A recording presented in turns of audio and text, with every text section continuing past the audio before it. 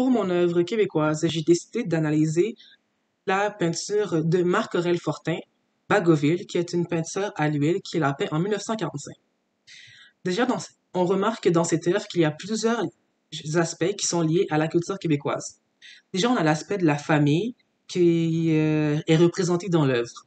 Comme on le sait dans la culture québécoise, la famille dépasse l'aspect de la famille nucléaire moderne telle qu'on le connaît, donc la famille père, mère, enfant. Ce qui importe le plus dans la culture québécoise, c'est la communauté, donc dans ce cas-ci, le village qui représente la famille. Et surtout dans ce cas-là, on a un village qui est très petit, donc on ressent un peu que tout le monde se connaît dans ce village-là. Il y a aussi tout l'aspect du regard vers le passé que l'on peut voir cette œuvre-là. Déjà par l'architecture des maisons, on voit que c'est des maisons qui sont très loin du style bungalow que l'on retrouve dans les banlieues américaines. Donc c'est vraiment des maisons qui sont très entassées, qu'on voit qui sont parfois petits.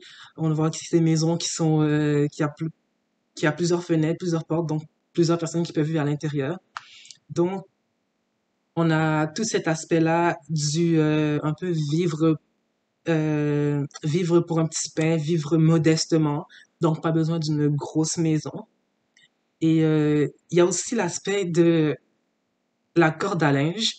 Donc ce qu'on peut remarquer par la corde à linge, c'est le fait que l'industrialisation euh, n'est pas encore arrivée dans le village qui est représenté dans la peinture. Donc, par la corde à linge, on comprend qu'il n'y a pas encore les machines à laver que l'on retrouve avec la capitalisation. Donc, il n'y a pas encore de machines à laver et il n'y a pas encore d'aménagement amené par l'industrialisation, comme on peut s'en rendre compte avec des nombreux arbres que l'on retrouve dans dans l'œuvre. Donc, on a cet aspect naturel qui est resté, qui n'a pas été modifié, transformé par l'industrialisation. L'Église aussi joue un rôle important dans cette œuvre-là, puisque l'Église, comme on connaît dans la culture québécoise, c'est justement quelque chose qui garde les mœurs de la culture, qui justement l'Église c'est le pilier qui garde les mœurs, qui garde la culture d'une communauté, et le fait que l'Église soit l'élément qui soit le plus gros, donc qu'on voit le plus dans cette œuvre-là, nous fait comprendre que Marc Aurèle justement, il a voulu mettre l'emphase sur l'Église dans ce petit village-là, puisque c'est justement le pilier dans la culture québécoise, la chose qui garde la culture québécoise ensemble. Marc-Aurèle Fortin, justement, c'est un artiste qui est à la recherche de ce Québec d'antan tel qu'il le connaissait dans son enfance, sans industrialisation.